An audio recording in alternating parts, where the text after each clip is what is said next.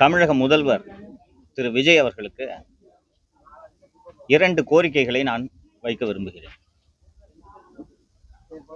முதல் கோரிக்கை, இந்த மண்ணு தான் திரு விஜய் அவர்களை இன்றைக்கு கோட்டையிலேயே அமர்த்தி இருக்கிறது என்பதை நீங்கள் யாரும் மறுக்க மாட்டீர்கள் என்று நம்புகிறேன்.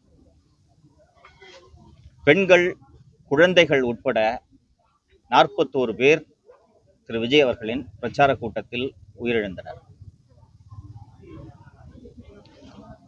அப்போது இருந்த அரசு போதுமான பாதுகாப்பு வழங்காததன் காரணமாக திரு விஜய் அவர்களால் சம்பவம் நடந்த இடத்தை கரூரில் பார்வையிட முடியவில்லை.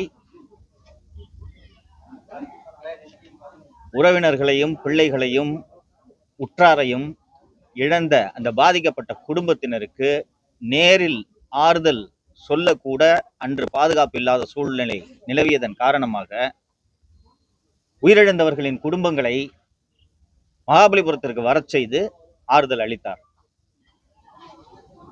இன்றைக்கு தாவேக தலைவர், தமிழகத்தின் முதலமைச்சர், மத்திய அரசு அவருக்கு பாதுகாப்பு வழங்கியிருக்கிறது.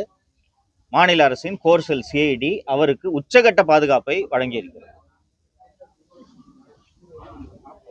முதல்வராக பதவியேற்றதும் முதல் வேளையாக அவர் கரூரிலே வந்து அந்த உயிரிழந்த மக்களின் படத்துக்கு அஞ்சலி செலுத்துவார் என்று நான் எதிர்பார்த்தேன். நடக்கவில்லை. இப்போதாவது முதல்வர் திரு விஜய் அவர்கள் கரூருக்கு வந்து, அந்த சம்பவம் நடந்த வேலுச்சாமிபுரத்துக்கு வந்து அந்த உயிரிழந்தவர்களுக்கு அஞ்சலி செலுத்த வேண்டும். உயிரிழந்தவர்களின் குடும்பங்களை இங்கே சந்திக்க வேண்டும், சந்தித்து ஆறுதல் தர வேண்டும்.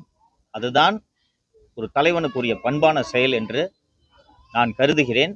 முதல்வர் அவர்கள் அதை செய்ய வேண்டும் என்று உங்கள் வாயிலாக நான் அதை வேண்டுகோளாக விடுக்கிறேன்.